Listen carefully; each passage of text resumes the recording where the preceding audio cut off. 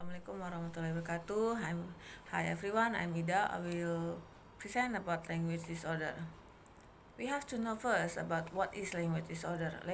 Disorder is people with language disorders have difficulty expressing themselves and understanding what others are saying.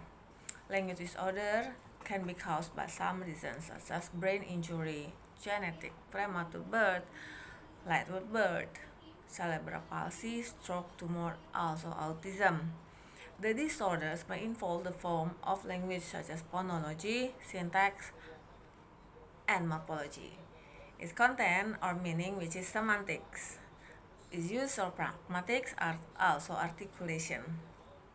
Phonology is an internal classification system for sounds and how sounds are combined. Children with language disorders a little bit difficult to say phonology correctly. Morphology is how words are formed from smaller parts. For example, to show the quantity of many books. We use books with S to show the book, more than one book. Children with language disorders is almost the same between one book or more than one book. Semantics is the study of the meaning of language. For example, the meaning of destinations and last stop is the same. Or mom and mother is the same. Pragmatics is the study of how context affects meaning. Syntax refers to the set of rules that determines the arrangement of words in a sentence. For example, mistakes when using the language is always happen in children with language disorder. They always say push door, but the correctly is push the door. Open door correctly is open the door.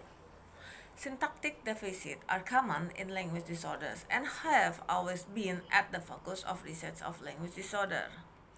Interests of syntactic deficit in language disorder first focus on Broca's aphasia.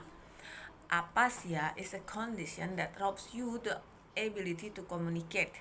It can affect your ability to speak, write, and understand language, both verbal and written. Aphasia typically occurs suddenly after a stroke or a head injury. Dyspraxia is a condition that affects your ability to produce and understand spoken language. Dyspraxia can also cause reading, writing, and gesturing impairments. Dyspraxia is a language disorder too.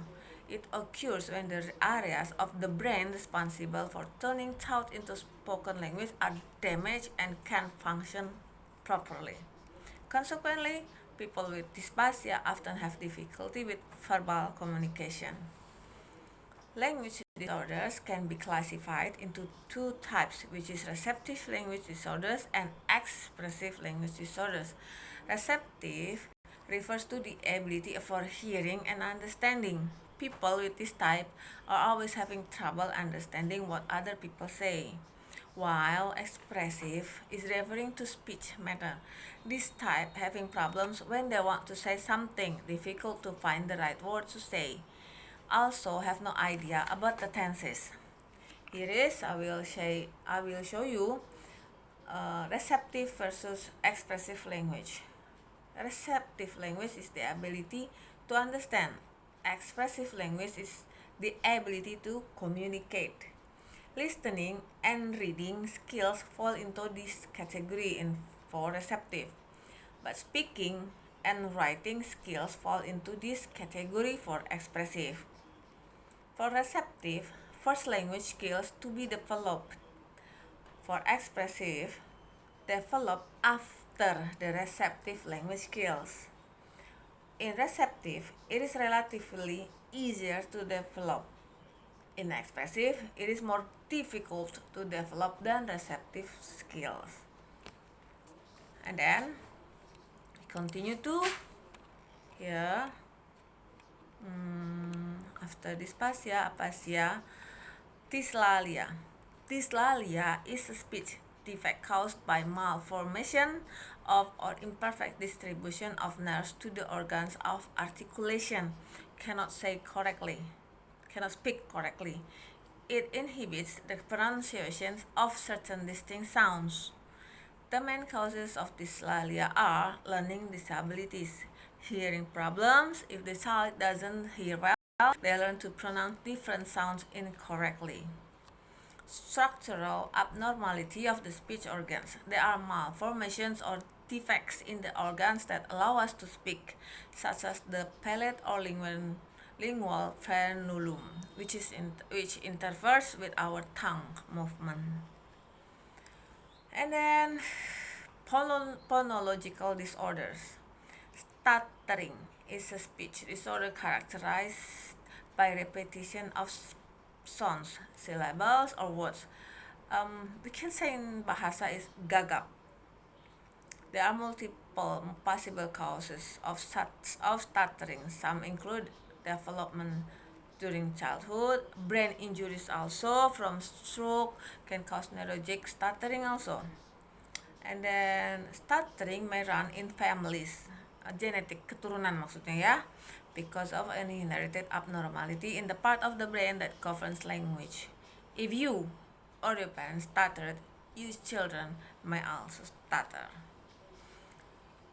Language disorder, we can say children have a language disorder if the child up then maybe about 3 years old, 5 years old.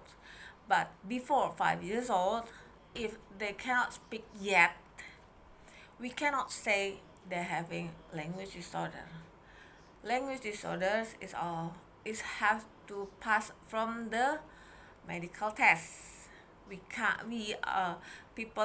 adjust them. The child is having a language disorder, so we can say it.